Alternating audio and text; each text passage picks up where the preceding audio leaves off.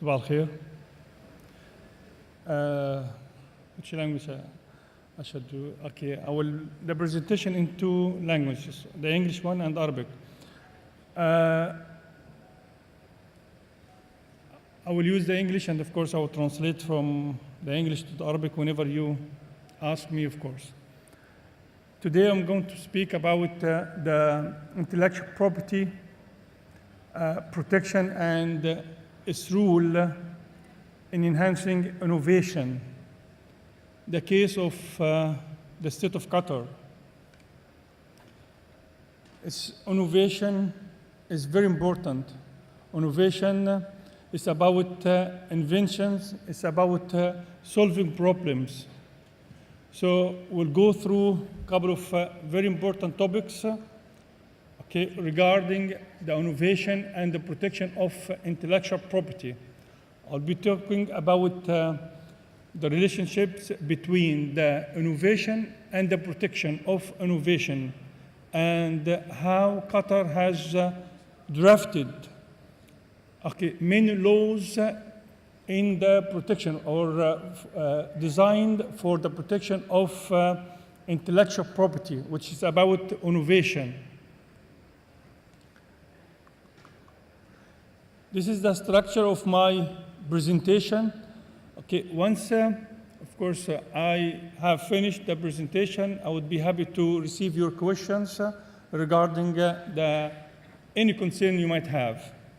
As you can see, we'll be talking about the vision, Qatar Vision 2030, and its relationship with the innovation and intellectual property. The second one will be talk about how can we achieve such, of course, innovation. It's about invention, or innovation is the solution for every problem we might have. Then we'll be talking about how can we achieve it? Partnership, private and public sectors, the role of public and private sectors in achieving the goal of innovation. The second one is about the laws designed for the protection of innovation. Again, innovation in some extent means, of course, inventions, The third point will be about incentives. How can we provide incentives for people to come up with the innovations, and inventions for solving problems of the society? It's about how can we give them incentives in order to come up with the innovation, or inventions. And then, of course, we'll be talking about later on the conclusion. This is the vision, of course. Thank you. As you can see, one of the most important, of course, pillars is about the development pillars. The economic one is about developing the development of a competitive and diversified economy capable of meeting the needs of and securing high standards of living for all its people, both for the present and for the future. This is the vision. How can we achieve the vision? So it's very important. I see, in my view, it's about innovation. In order to achieve such vision, Qatar 2030, this is the vision. How can we achieve it? As you can see, the innovation in my area, I will be talking about the innovation, about the private and public sectors, including, of course, universities, research centers, to identify the needs of the society and to come up with the solutions for the needs, for the problems the society might have. Protection, we'll be talking about protection, how someone has come up with a new idea, brands, how can we protect his investment, about the laws, about the protection. The third one It's about incentives, okay? About incentives. Public and private sectors, the rules of the public and the private sectors in innovation, creating innovation. We have to, this is the rule, we have to determine the needs of the society, okay, of the people living in the society, of the country at all, and then encourage all these public and private sectors in order to be engaged and involved in research and development. Or if they don't have the capability of being engaged in research, how about just establishing the collaboration between public and private sectors and research centers and universities? And this is what I'll be talking, of course, about what Qatar University has done so far in providing solutions for the needs, for the problems the society has encountered so far. Okay, this is one of the most important rules of the universities or research centers, is finding, of course, solutions, okay, through innovation for the problems of the society. Okay, and as the Qatar University has already signed a couple of collaborations agreements with the concerned parties, whether private or public sectors, in order to come up with the solutions, okay, for the problems of the society. Last one, we have already agreement. We signed in May. We signed agreement with a private sector company here in Qatar in order to develop one of their products. It's a medical company. There, one of our professors is working on how to develop the product of such a company in the field of medicine. This is what we say. It's about innovation, encouraging, getting all of them together, the public and the private sector with research centers or universities, in order to come up with the solutions for the issues facing the society. Then, once you have determined the issues, the problems, okay, facing the country or facing the people in a country, okay, you come up with the innovation, okay, through our inventions. Now, it's about how can we protect, if there is any rule or is there any rules to protect the innovation the people have come up with, to protect the inventions, okay, to protect your investment in research, to protect whatever you have come up with, whether it's brand or whether it's a new product or whatever. Yes, Qatar has a structure, okay, of our legal structure for protecting the intellectual property. Intellectual property, as you can see, is the results of the human creativity. Anything which might be new or solving a problem should be protected, by the way. We've got many types of intellectual property. We've got many types of laws governing the types of intellectual property. They are there. We've got, whenever you talk about on inventions, we've got patents. We've got law concerning the protection of patents or protection of inventions. Original works, copyright, whoever come up with the writing, whatever. Books, poems, stories. Yeah, we've got laws concerning the protection of original works. We've got the industrial designs, okay? We've got the reputation, trademarks, and the Unfair Competition Act. We've got laws governing all this of kind of intellectual property. Qatar and the intellectual property protection, as you can see, okay, we've got Qatar has already signed, okay, it's already member of many international organizations concerning the protection of intellectual property. At the same time, of course, it's a member of a couple of treaties and conventions concerning the protection of intellectual property. If we are talking about WIPO, WTO, as you can see, Qatar is member of WTO, World Trade Organization, WIPO, the World Intellectual Property Organization. Okay, Qatar is also is part, of course, as you can see, of the most important conventions concerning the protection of intellectual property: Paris Convention, the Berne Convention, the BCT, Patent Cooperation Treaty. So we've got the legal structure, we've got the legal basis for the protection of innovation. This is in the international field. Whenever you talk about internally, nationally, laws, this is the laws concerning, of course, the intellectual property here in the state of Qatar. We've got laws just touching the topic of intellectual property and laws on intellectual properties. We've got trade law concerning the commercial titles, العناوين التجارية, corporate law, company law, and others. But we've got a number of other laws concerning, the main concern of which is the protection of intellectual property.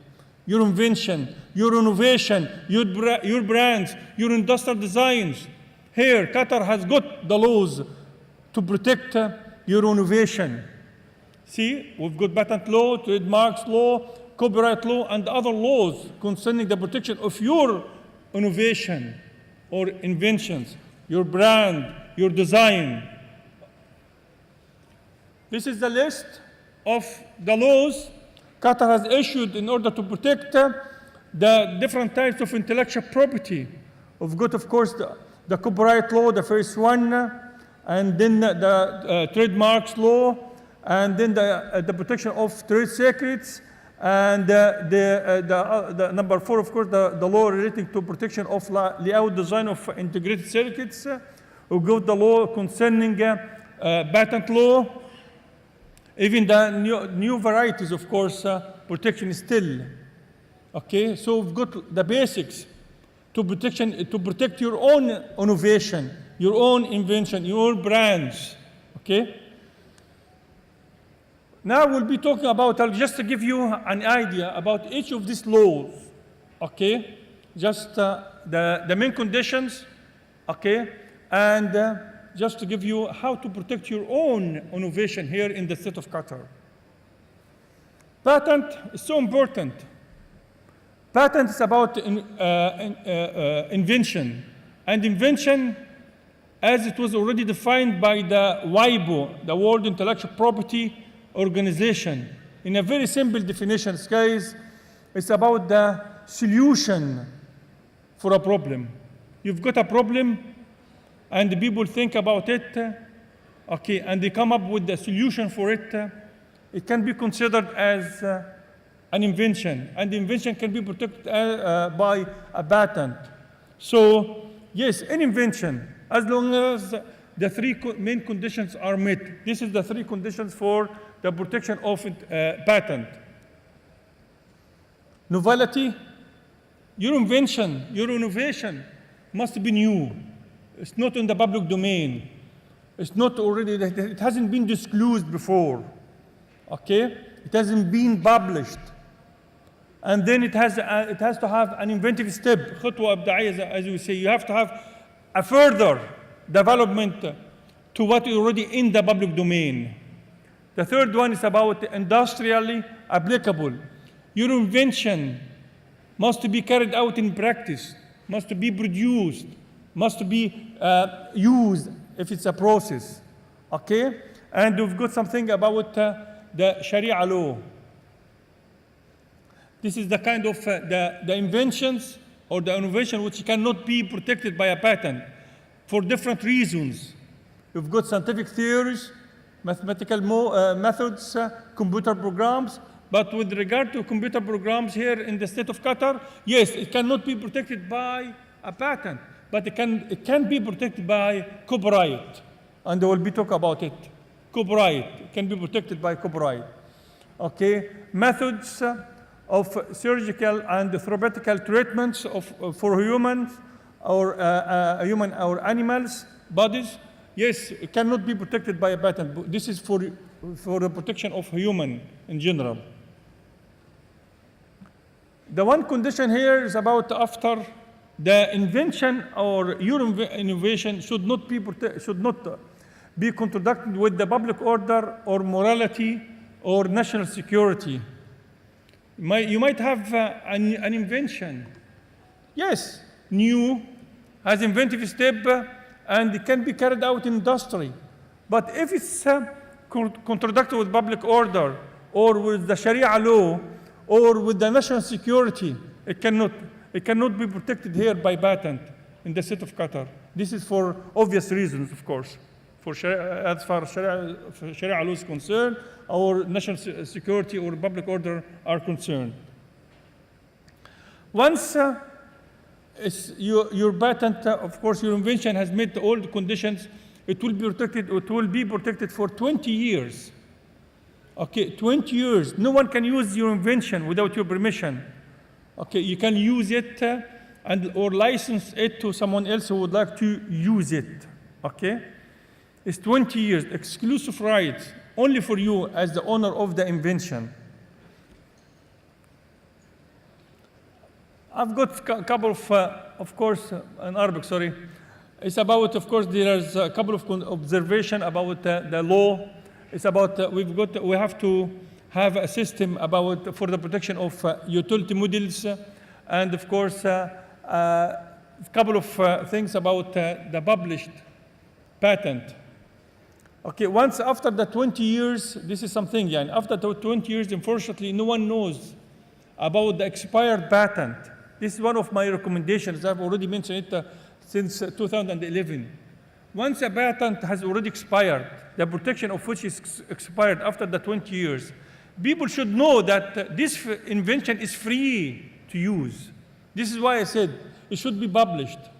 Expired inventions, okay, should be published in order for the people to know about it and use it. Trademarks, as you can see, is about brands. Yes, we've got law concerning the protection of brands, of trademarks here in Qatar, and it's a very advanced law. Whenever you have a brand and you would like to, of course, protect it here in Qatar, yes, you will provide you with, this is an introduction about how can you protect it, okay?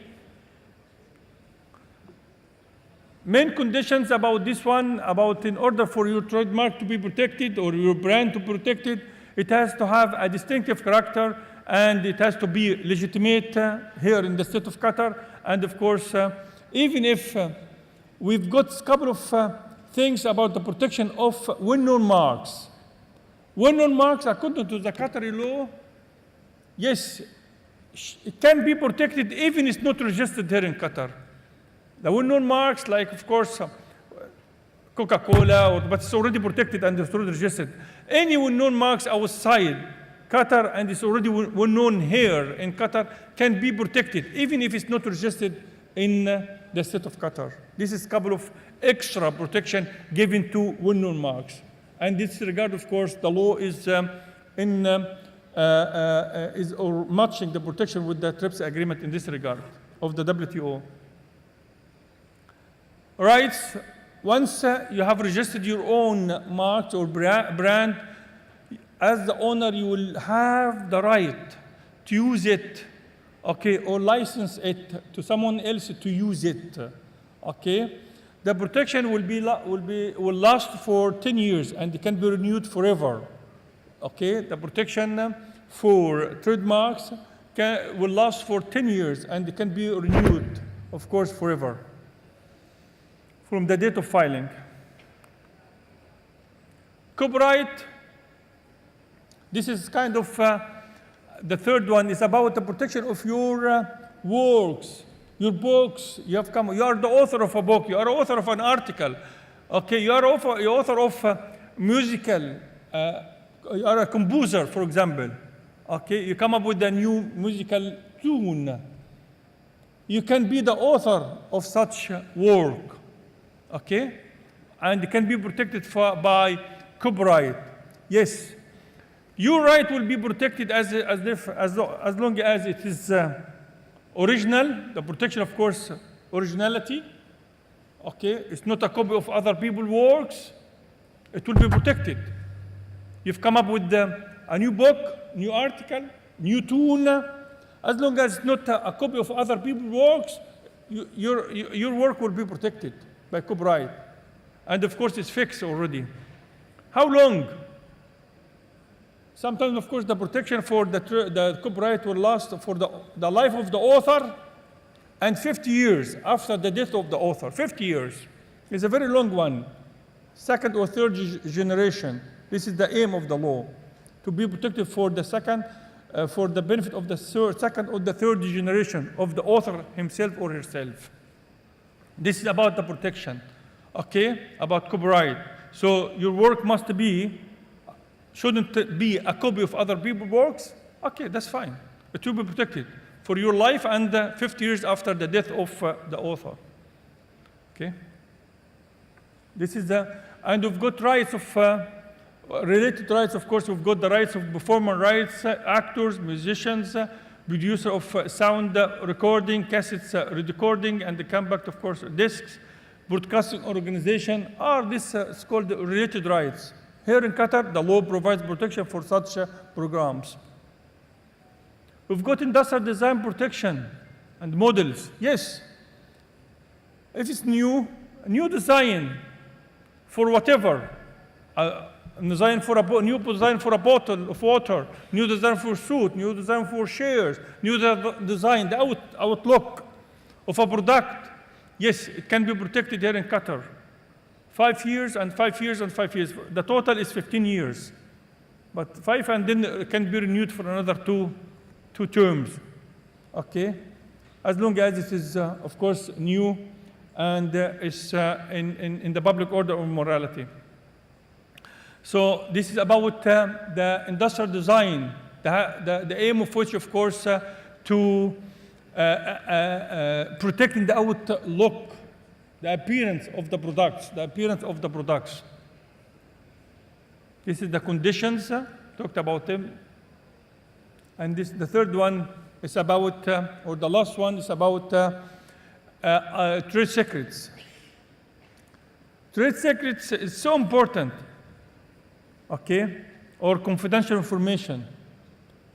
The business, the customers you are dealing with, or the clients, okay, we in the university we are dealing with inventions, or we're dealing with very important methods.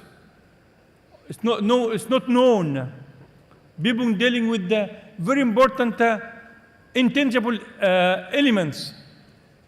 Okay, everything which has a commercial value and is secret, okay, can be protected by trade secrets according to the Qatari law. Okay, you've got a new methods of doing business. Okay, you've got a list of customers.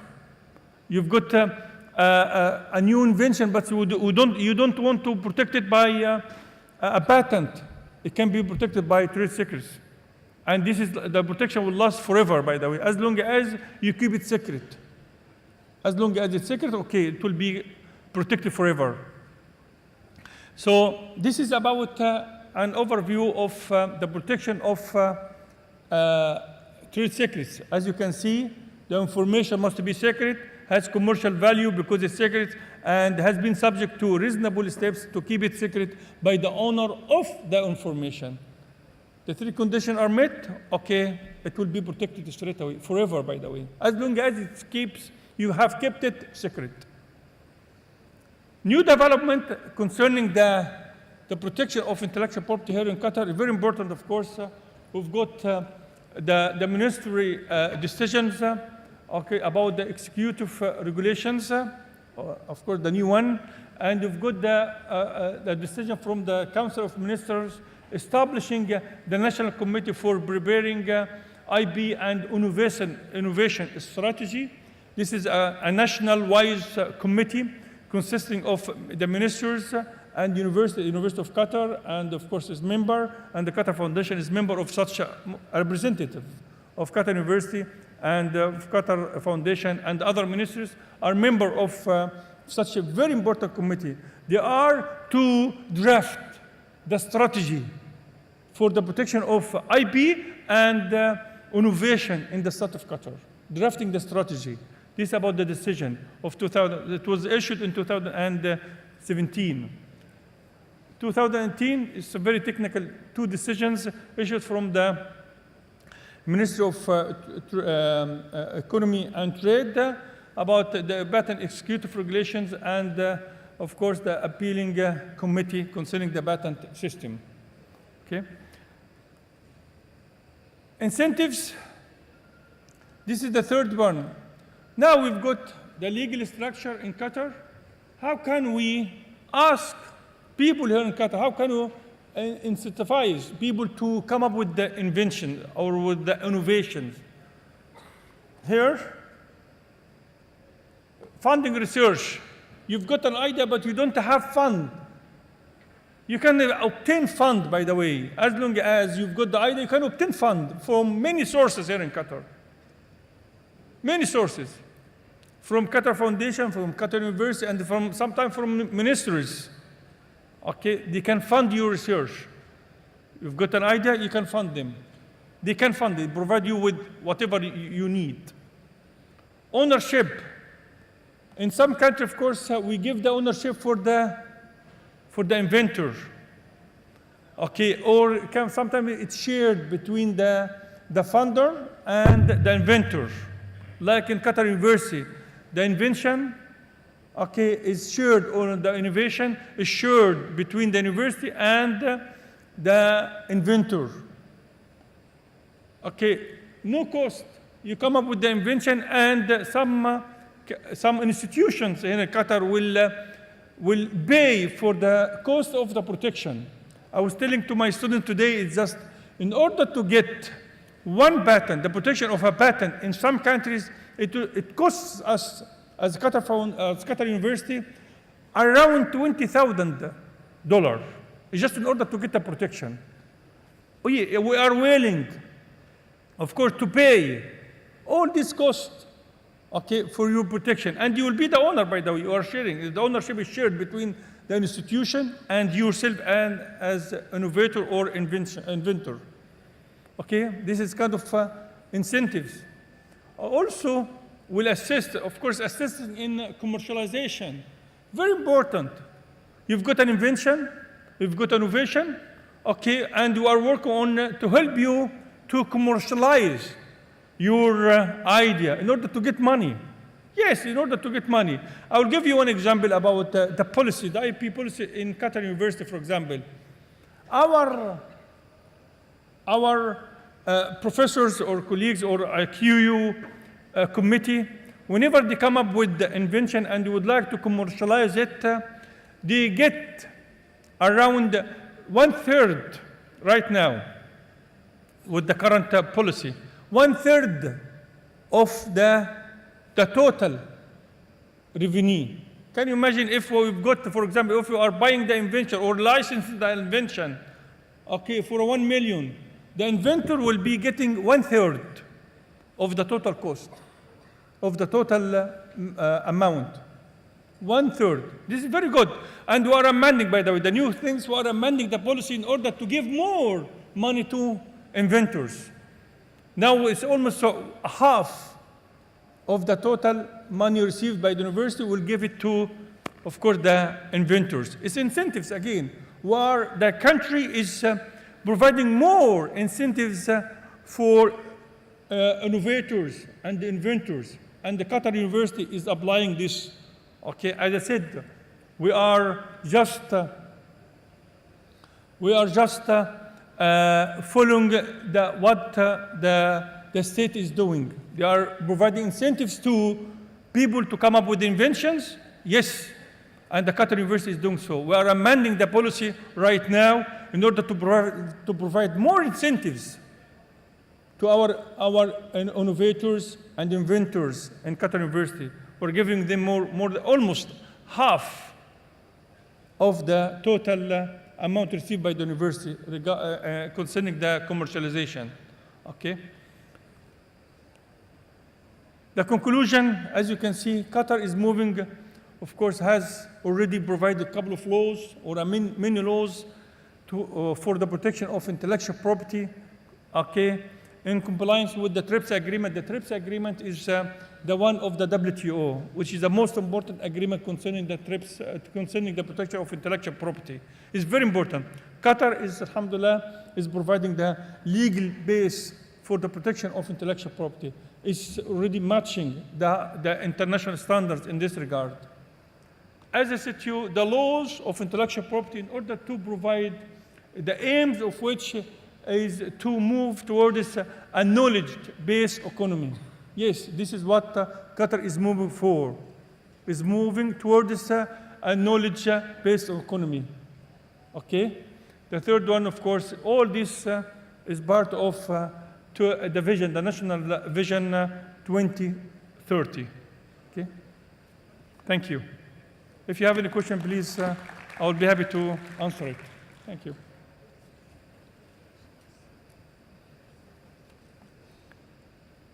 Okay, maybe, please. Thank you.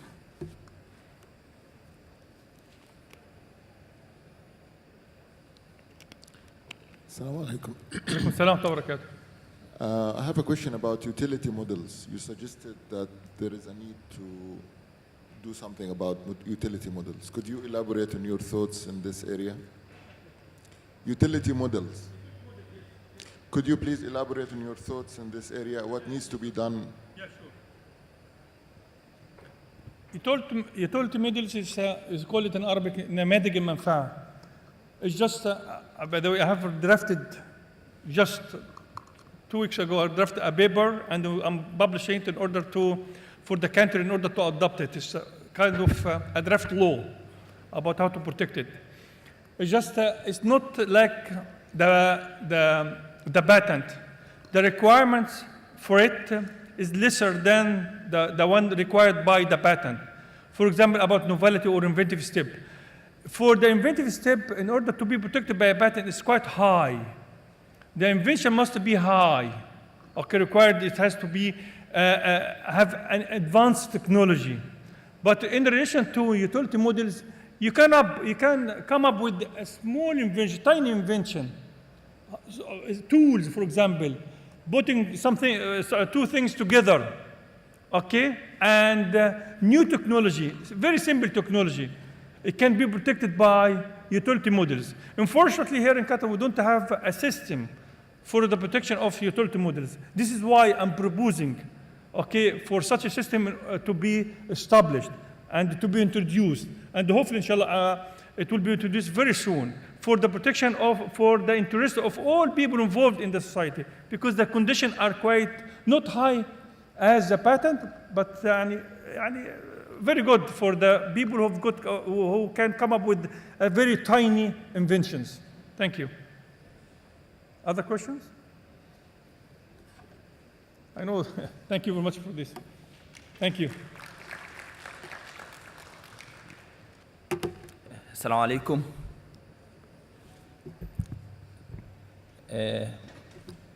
My name is Mahmoud Abdul Latif. I'm the director of Center for Entrepreneurship in Qatar University. My presentation will focus in 4 questions which we would like to get answer for them. Who's entrepreneur and why we are interested in entrepreneurship? What is the relation between entrepreneurship and economic diversification in Qatar? And then we go to what is the ecosystem for entrepreneurship to work. So let me start by what is entrepreneur? Just a question for you guys. What is entrepreneur? If you think, who's entrepreneur? Anyone, we can say this is entrepreneur. Anyone can just open a small shop or do something. We can say this is entrepreneur, or what do you think about entrepreneur?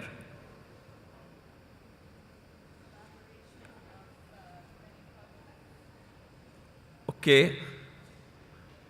What is entrepreneur, guys? If I like to start a business, if I haven't a job, can you call me, that is, I'm enforced to start a business. Can you call me entrepreneur, or who's entrepreneur? Speaker.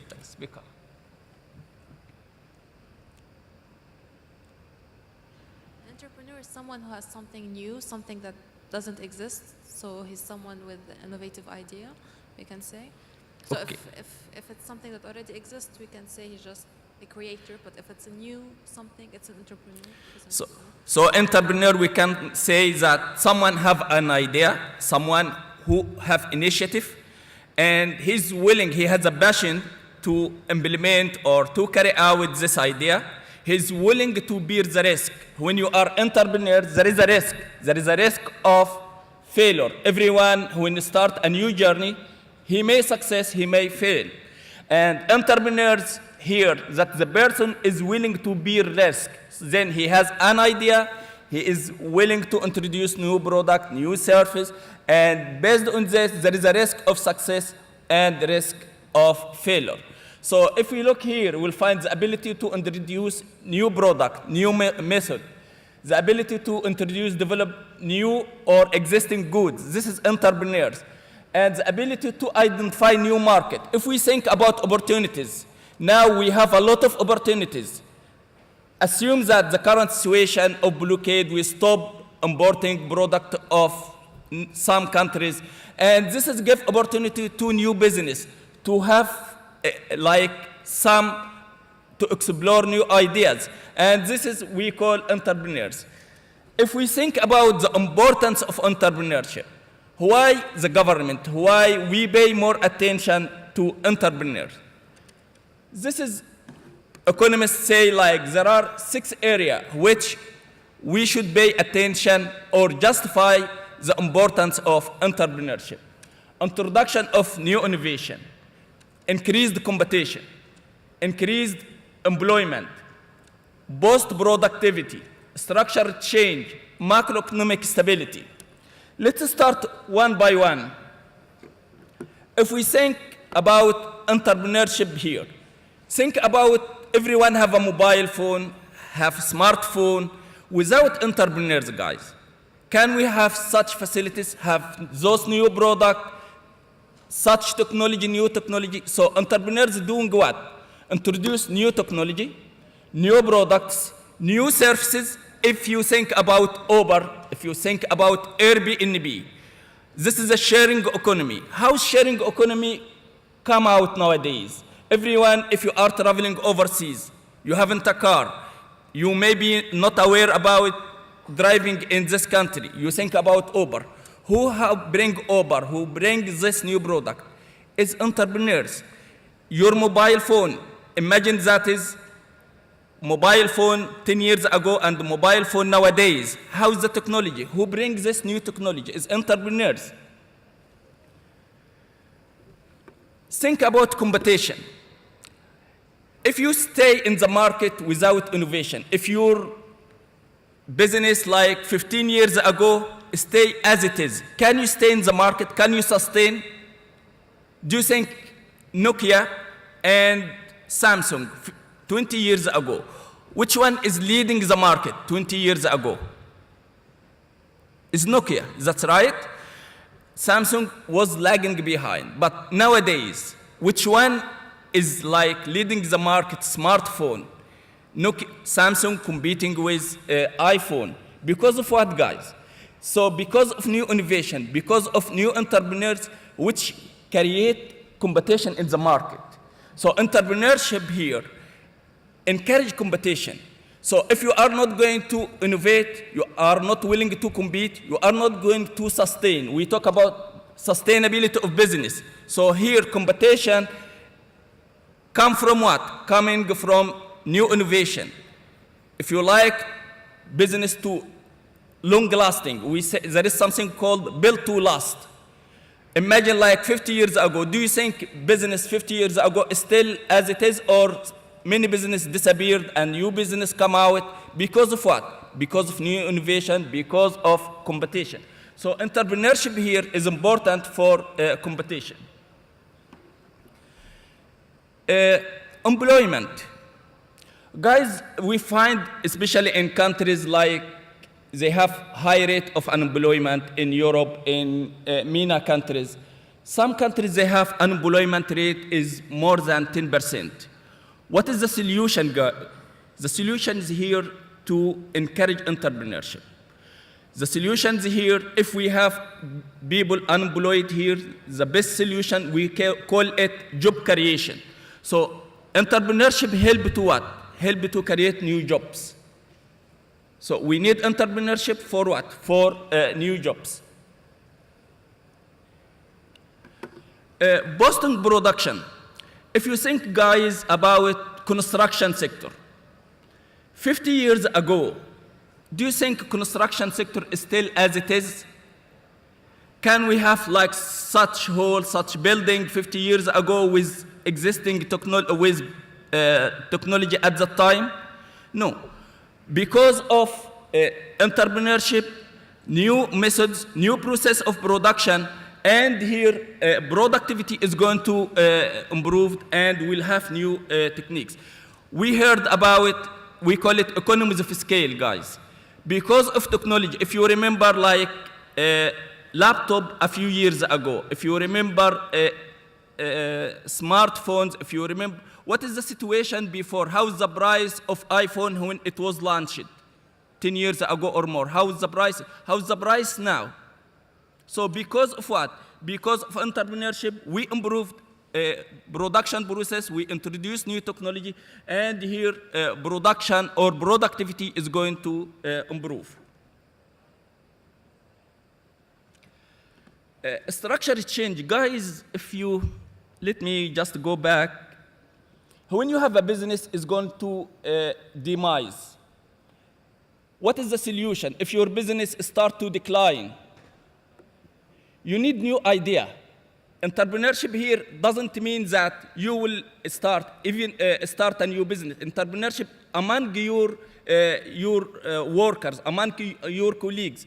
So if you have a business and your business start to decline, the market is not as used to be. What you have to do? You have to think to restructure your business. Who's going to restructure your business? As entrepreneurs, bring a new idea, explore new markets, explore new opportunities.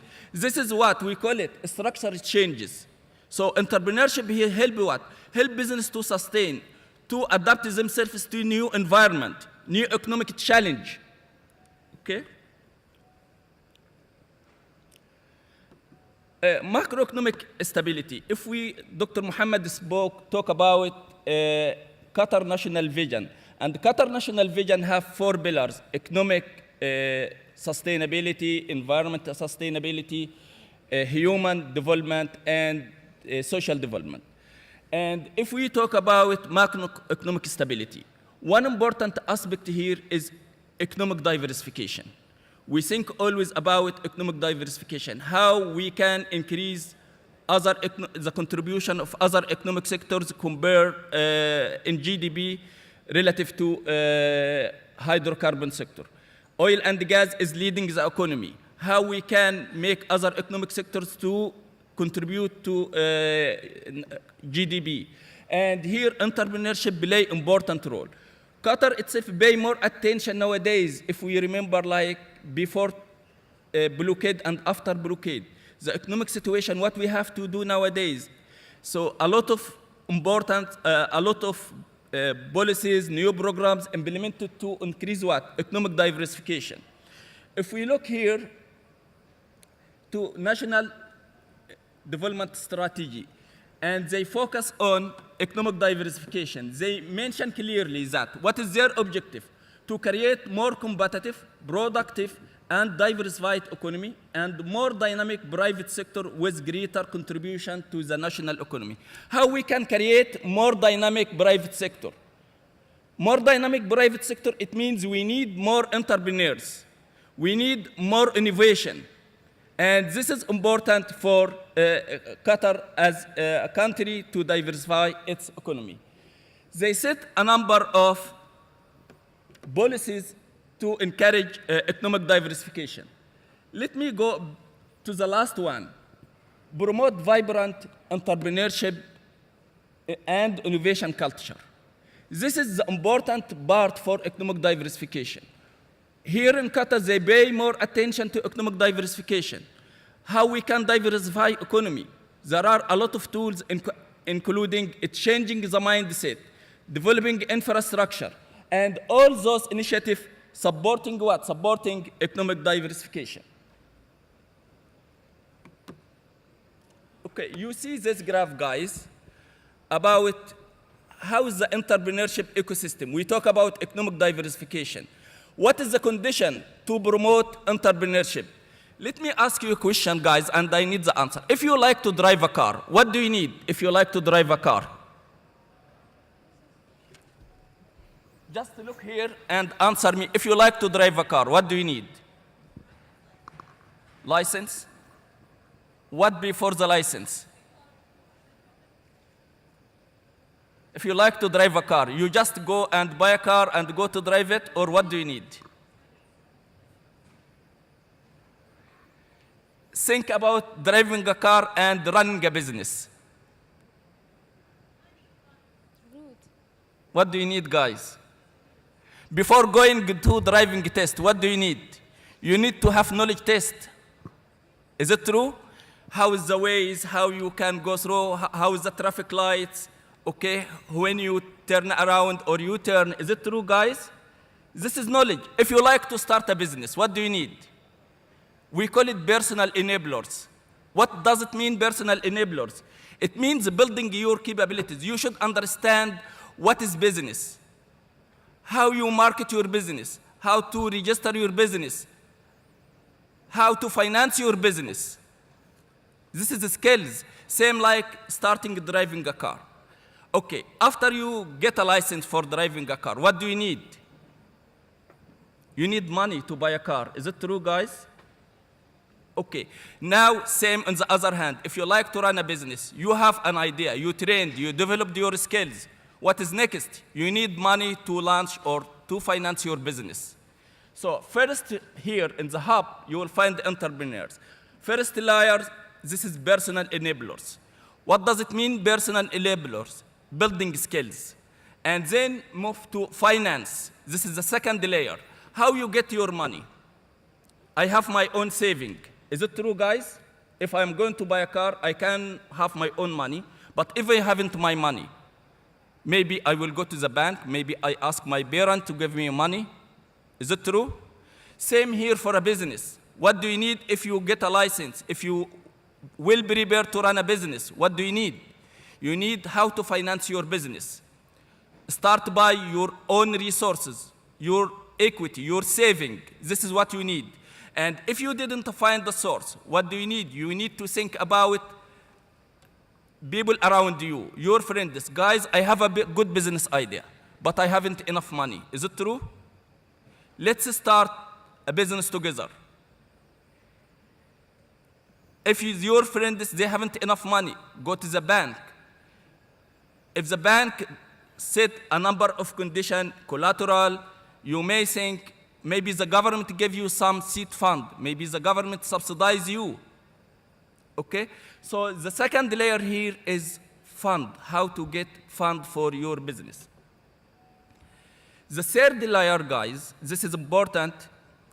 Let's go back to driving a car. You get a car. Can you drive a car without ensure that there is some workshop, they will do maintenance, if the car has a problem, if the car has something wrong, and here we come to business, you need business service. You need a lawyer to draft your contracts. You need accountant to do some figures for you. You need some business advice. And this is, we call it business service. And lastly here, can you drive a car without regulation, guys? Can you just, I will go out, drive my car without a license, without any government intervention? So we need here the last layer, government intervention. You get the money, you trained, you get the money, there is business service, and the last one is government regulation. You need government regulation here to manage your business. You should understand the law, how to start a new business, how to protect your intellectual property.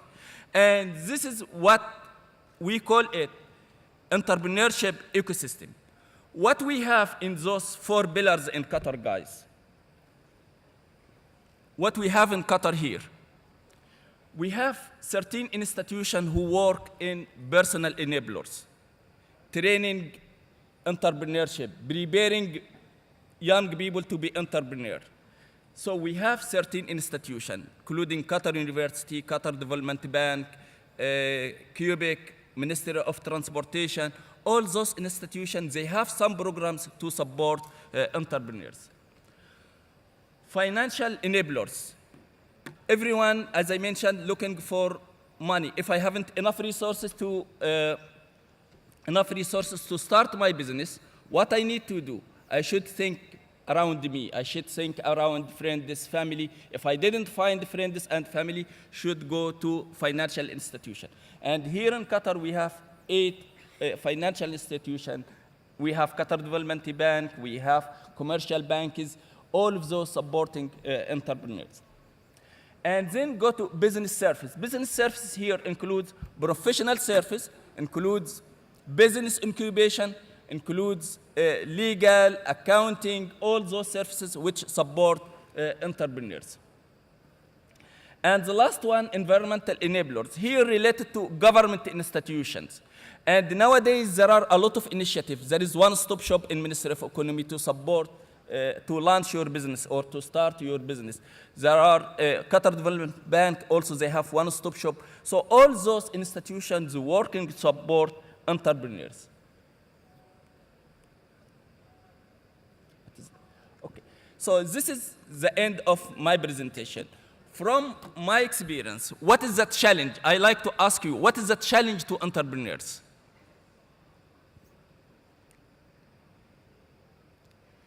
What is the challenge of to the entrepreneurs? Okay. Finance is not a challenge here. Marketing. Okay, what else? What is the challenge, guys?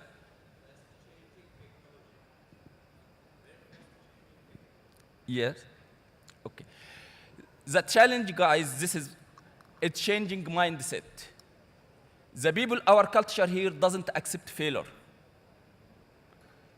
We can solve the technology. It's changing the technology. There are plenty of funds, but it's changing the mindset. We teach student entrepreneurship. And we have some students specialized in entrepreneurship. If you ask them, are you going to be entrepreneurs? They will say, maybe. Why? He said, there is government job. So changing the mindset here is a challenge to create new entrepreneurs. What we are doing in Qatar University, we are working to change the mindset. You go to the university is not to be employee, is not going to work for the government or working for the government. For private company or QB or bank, you should think in another track for employability. You should think about how you can be entrepreneurs, how you accept failure, how you work, and like there is a culture change here. If you failed, people will talk about you. He started a business, he failed, but we like to change the mindset of entrepreneurs. This is what we are working on it. And the changing the mindset here, as I mentioned, is going to help to create new generation of entrepreneurship, is going to support the government policy to create new economy and diversify Qatar economy. Thank you for your attention, and if you have any question, I'm here to answer your question. Any question? Okay, thank you. Okay, ladies and gentlemen, first of all, it's my great honor and pleasure to be here at IPEC today. My name is Juha Perälampi, and I'm actually from the country of Nokia, as Dr. Mahmoud referred to, which is what? What's the country of Nokia? Finland, correct. I'm a manager at the business incubator of Center for Entrepreneurship at Qatar University. I've been here so far about 6 years, and our center is also 6 years old. In the beginning, I'm going to tell you a couple of words about our center, maybe success stories, and then we actually move into the global entrepreneurship. First, we discussed innovation, intellectual property. We moved on to entrepreneurship, and now it's time for global entrepreneurship. And let's see why. Before we get started, I would like to ask you a question, and please raise your hands. How many of you actually are engaged in entrepreneurship, one way or another? Please raise your hands. Excellent. So you are engaged. Later on, I'm going to go into more detail how you are engaged.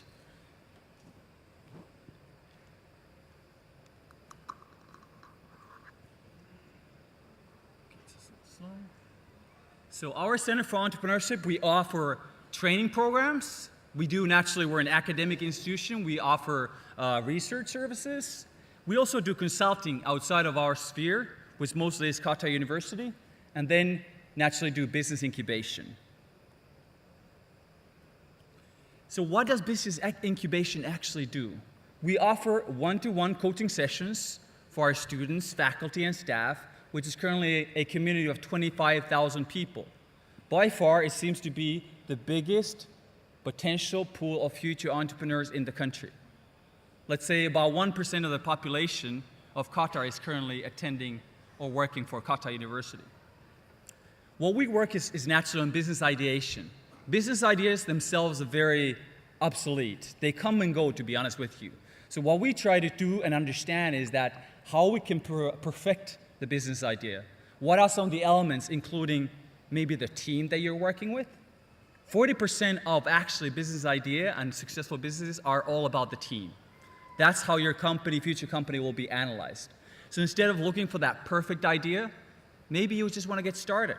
Get on with the program and look for people who are willing to work with you.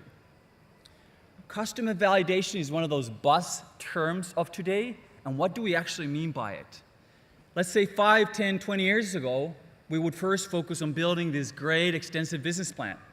But nowadays, the time is ticking. The world is so much faster, so instead of actually building a business plan or a fully functioning product, we need to get customer feedback as soon as possible. So what we do is build a prototype. We go out to the market, we see what is the most potential segment for us, and we get user experience. Based on that, we go to the next level of products. So it's a re-iterative process. Sales and marketing is one of the key aspects. How can we actually have a company if we don't generate revenues? So what is the factor that makes us lucrative in our potential customers' eyes? We need to be able to do sales and marketing, profitability and pricing, and then financial planning. So far, we've had about 250 teams, of which 80 we've incubated, and 60 of those teams have actually entered the commercialization phase of generating revenue, getting funds, and having real customers. Our teams have domestically won all possible competitions and contests there are, to be honest with you. The next stage is, we don't only want to be national, we want to take it to the next level, and that's international. And we have some great actually proof of that. Pre-years 2015, 16, and 18, our teams were the top teams in all of MENA countries. MIT Pan-Arab Forum, which usually annually gets about 8,000 applications, our teams made it to the finals. And these are student-based teams, and they're competing against professionals already. This is something I would like to take you a picture of. This is a great event. It's called Startup Matchmaking, Entrepreneurial Matchmaking Event of the Year.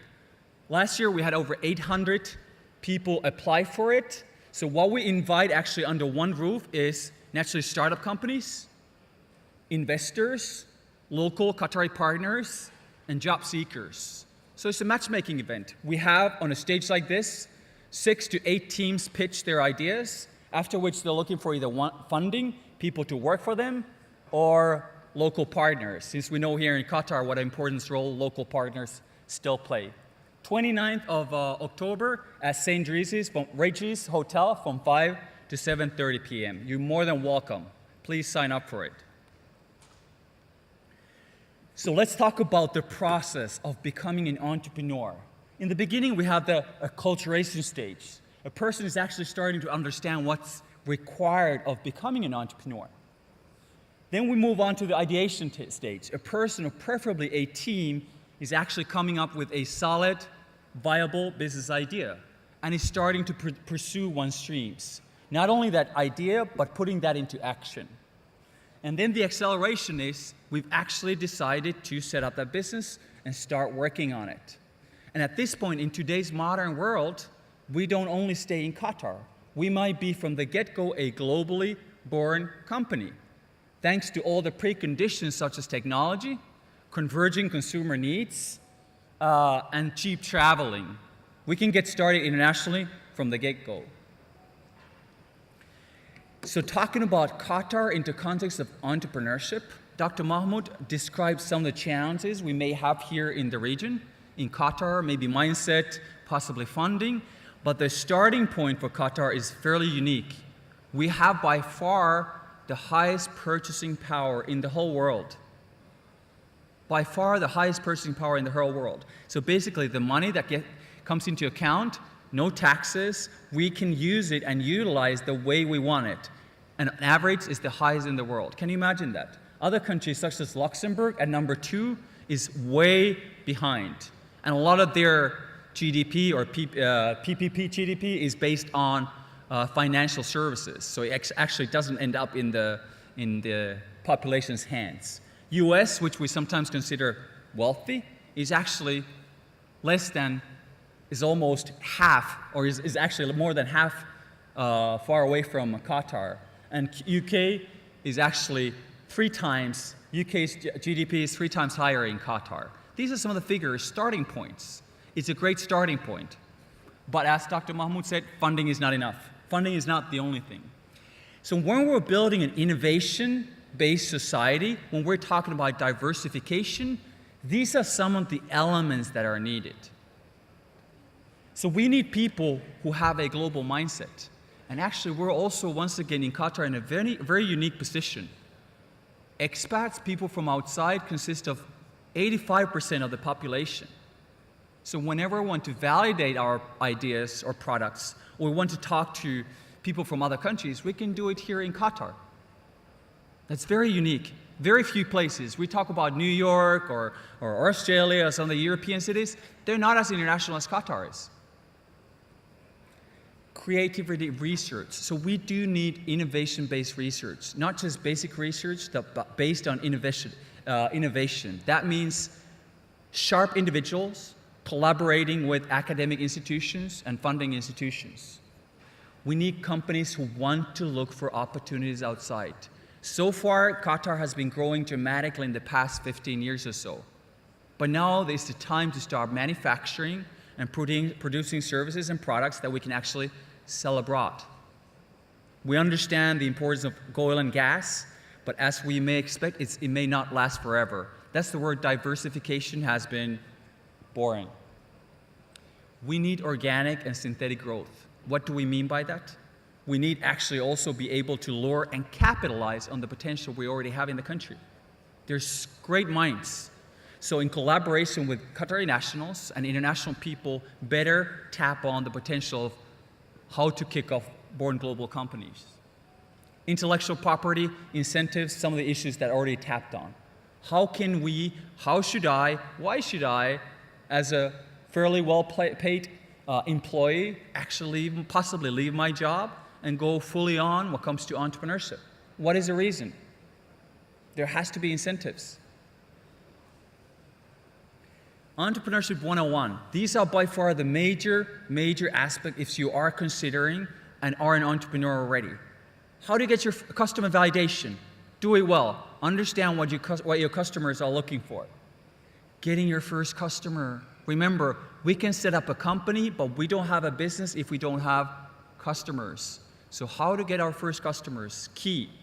Sell it to your friends, your family, whoever it is, but get the process, understand the hardship of getting our first customers. One of the reasons why companies actually go abroad, economies of scale. What do we mean by that? We manufacture 1,000 items here in Qatar for the local population. Fine. What if we manufacture 10,000? The per item manufacturing cost shrinks dramatically.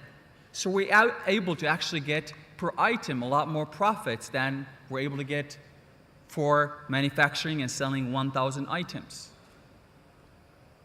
Pricing, second hardest thing for entrepreneurs. How do I price my time, my services, my products? Based on what? Cost-based, competition, maybe profitability calculation. We need to understand that our price level is competitive towards the segment we're aiming for. And scalability. Behind all this technology, born global companies is the fact that we can scale. And what do we mean by scale? We can disseminate, we can sell the world over better than ever before, thanks to technology, social media, some of the distribution channels, and traveling. Dr. Mahmoud mentioned success and failure. I'm from a country of high face saving. Japan is one of those. Qatar is one of those. We need to actually bring down that failure, what actually failure means. In many countries, it already means you are getting ahead. You're testing the waters. Keep going. But I don't mean you to go all crazy and risk everything that you have. That's actually the process when it comes to business incubation. We're trying to bring down the risk level, but still take educated risks. So in your opinion, we move on now to the real global set. What does it take to be a successful leader in the global marketplace? What's needed? What does us as individuals or companies make competitive in the global marketplace? Please raise your hands if you have any answers. In your opinion, what does it take to be successful in the global marketplace? What's needed? Are you ready for it? Are we ready for it?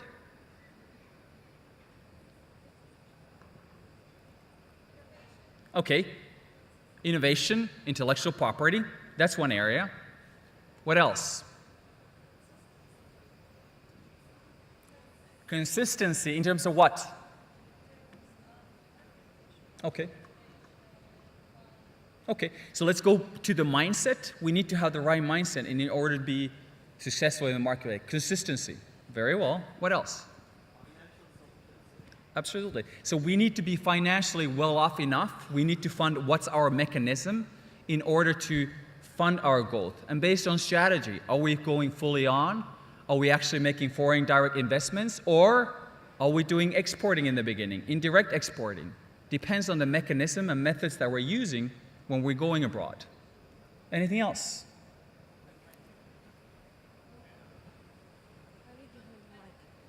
Okay, so how can we be competitive? That is actually how to stay or keep competitive. What's needed? How many here is bilingual or more? Okay. How many is trilingual? How many speaks 4 languages? 5? Very good. So, simple as that, languages. Let's get on with the show. So what do we mean by global entrepreneurship? It's a trait, mindset, characteristics of a global leader.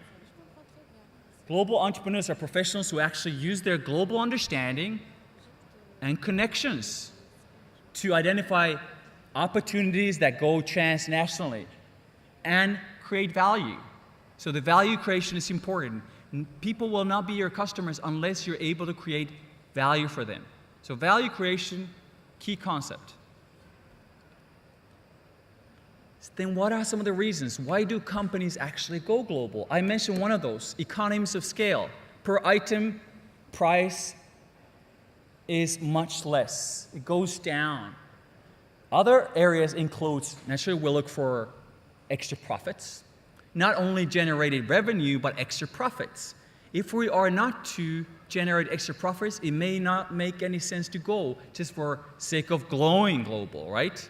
So there has to be a big reason for it. At the end of the day, we do talk about bottom line, meaning how profitable are the profits of a company increasing. Nowadays, we include sustainability, such as maybe we can be more environmentally friendly, maybe we can have a social impact. Those are some of the things that have been included lately in addition to profits. We can just talk about unique market opportunity. It doesn't make any sense for us to stay in Qatar only. We see that there's greener pastries out there. There's a lot of unused, untapped potential in other countries. So let's go there. Let's start exploring our opportunities, how we can make it happen. We may have intellectual property. We may license our technologies and intellectual property. Even if we don't want to take a step in another country, what we can do is we can scale it. We can use potential partners, sell our technologies. And that's what a lot of, for example, Apple is doing. They're using Nokia's patents still. So every phone basically has some of, even if you have an Apple phone, they're still using Nokia's patents. So every item is sold. And of course, they're big-time competitors. But at the end of the day, Apple understands that they benefit more from utilizing someone else's patent than if they didn't. And one of my favorite topics, and this is amazing here in Qatar, tax benefits. Basically, we can say there aren't any taxes in Qatar. I'm exaggerating it, there are some, but they're very tiny. I'll give you a small example. Let's think of a product. I'm selling an item for you, 10 riyals in Qatar. Let's go now back to Europe. We can go to Finland or UK as an example. Let's think of all the tax, quote-unquote, burden that piles up. First of all, we need to think about potential import taxes, tariffs that you may have to pay for just entering the market. So let's say, from the top of my head, is 10%. On top of that, we talk about value-added tax. It can be as high as 30% in Europe. So we add another 30% on the price. So we're already at 1.45 times the price that it was in Qatar. In addition to that, when you start selling your products, you pay corporate tax. So the profits that you make, you pay corporate tax, 25%. And also, when you're an employee, let's say 20,000 salary here equals to about 30 to 40,000 in the UK. Why? Because there's social costs you need to pay for. People pay income taxes. This is how global business actually works. So companies start looking for better options in terms of saving and paying less taxes in a legal way. It's not tax evasion, but it just happens. Similar to that, we tap on resources such as better employees, higher quality employees, maybe cheaper labor, better funding mechanism, and the world is our playground. It doesn't end in one country only. Global entrepreneurs usually create value from commonalities, differences, and platforms. Commonalities between markets, creating global brands. And of course, it's a process of becoming a global brand. But oftentimes, and we've all done it, when we go to, let's say, more interesting countries, first time around, we might eat at a restaurant that has a global brand, such as KFC or McDonald's.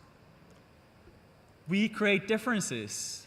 Companies such as IKEA, their products can be designed in Sweden, assembled in China, using African cotton and Polish plywood. So they're tapping on the best resources around. Or we can create platforms. We can come up intermediaries between people. Back in Europe, Africa, and then Qatar. And what we're paid for is actually connections. We understand how business is done in Qatar. And this is the platform thinking. For companies to be engaged in international entrepreneurship and business, we need globally competent people. And this is pretty much all of us here. People with communication skills, mindset, and core competences. So even if you're a super doctor, even if you're a super lawyer, but you don't know how to communicate, or you don't understand how possibly customers are served beyond your national boundaries, you may never become a global superstar.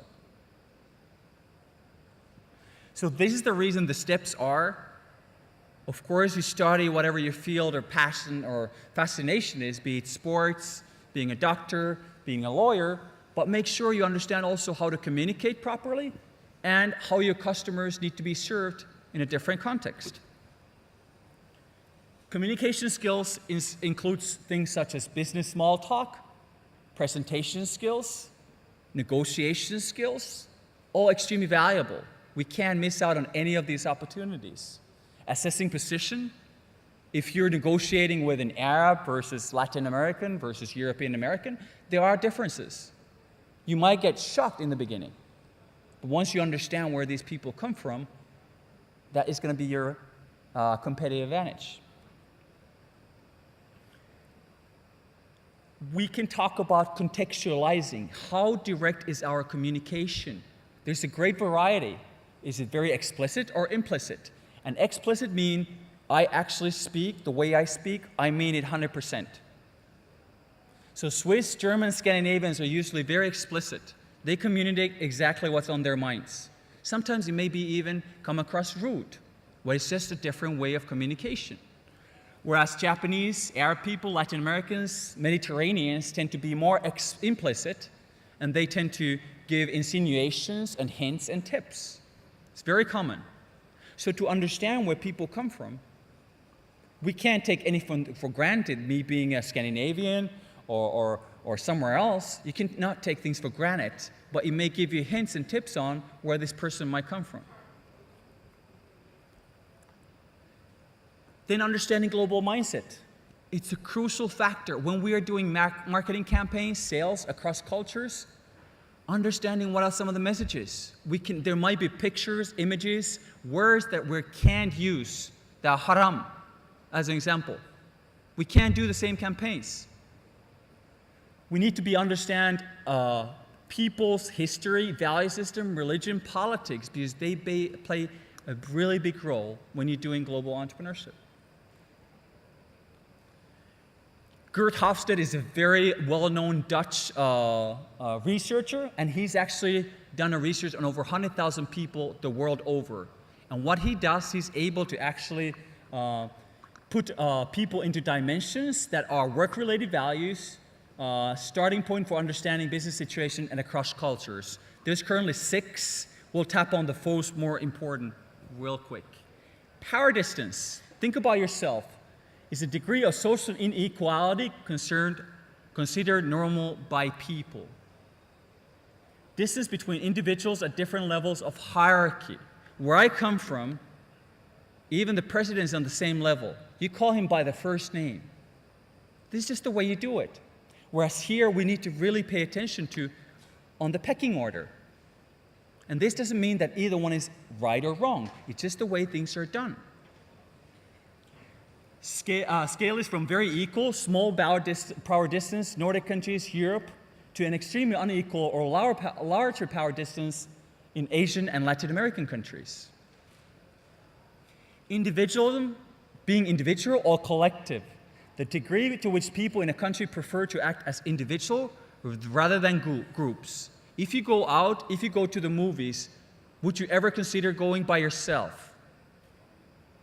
Not necessarily. Whereas, for example, in the US, it's a normal thing to do. You can be very individualistic. Or Australia is also very high on being individualistic. Uncertainty avoidance. How well do we cope with situations that are not familiar with us? Do we get so-called nervous energy? Or is it just part of our normal lives? So high uncertainty avoidance means that people with nervous energy are not so easygoing. They're rigid societies. What is different basically means is dangerous. High uncertainty avoidance countries includes Greece, Japan, France, and Latin American countries. Whereas low uncertainty, it can be found in Singapore, US, and the Nordic countries. Then masculinity versus femininity. It's a diversion of roles and values in a society. It doesn't mean that females are necessarily in power. Masculine values prefer things such as being assertive, how important success or competition is in your society. And countries such as Japan, Italy, Mexico, and UK are very high on this. On the contrary, feminine values such as quality of life, maintenance of warm personal relationships, service, care of the weak, solidarity, and countries, Nordic countries, and some Latin American countries, African countries are very high on this. So when we actually do a comparison between different countries, and I actually included in Kuwait into Gambia, Qatar was not found on the graphs. So what I did, I compared Finland and US and Kuwait. And what we can see is power distance is extremely high in Kuwait, as was expected. US and Finland are much lower on that spectrum. When we go to individualism, we can tell US is extremely at 90%, whereas Kuwait, for example, and chances are so is Qatar, is very much more collective culture. Then being masculine, remember assertive, competition-oriented. Once again, US very high, then Kuwait, and last but not least, Finland. And some people know us for investing in education, and that's a sign of actually feminine aspects of a culture. Uncertainty avoidance, Kuwait very high on that. Somehow also Finland, but then US the least. So core competences. Now we know how to do communication skills. We possess that global mindset even if we think we don't, but we actually do. It is a learning process still. But then the area is the list. What can I gain in terms of my core competences? What are they? What are you extremely good at? What do people talk positively about you? Are you a master of law? Social sciences? Is it business? Now we're ready actually to conquer the world. So my main conclusions include, for companies, for startups to be successful, they need to have highly competent individuals who work collectively as a team. Global entrepreneurs use their global understanding, connections, to identify opportunities and then turn them into value-creating initiatives. And remember, global competence includes communication skills, global mindset, and then your core competency. I'm going to skip. That's the end of my presentation. Once again, it's been a real pleasure being here. If you have any questions, feel free to share them with us. Thank you very much.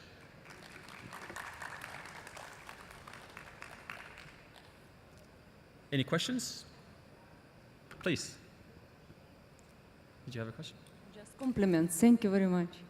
Thank Very you. nice presentation, very useful. Thank you very much. Highly appreciate. How many here actually is an entrepreneur? Do we have entrepreneurs on board? How many of you have an idea, business idea? You're lying. I know a lot of us are thinking about it, right? I see people nodding their heads. What's stopping you? What's stopping you from being successful?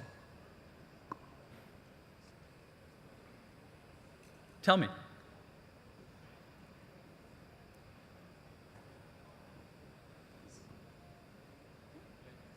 Actually, it's not the stopping. It's in the mindset. What I learned from this conference is more on motivation, more on entrepreneurship, and more on expanding the idea, and probably make it more detailed and more research, so I can go on to the next step.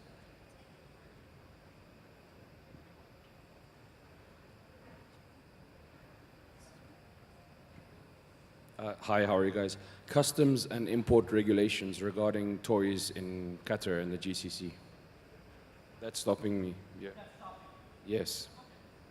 From a very famous company, Marek Toys from Finland. We established a deal with them and then we could not import due to these regulations. Very well. Maybe that's something that we can work on as a collective.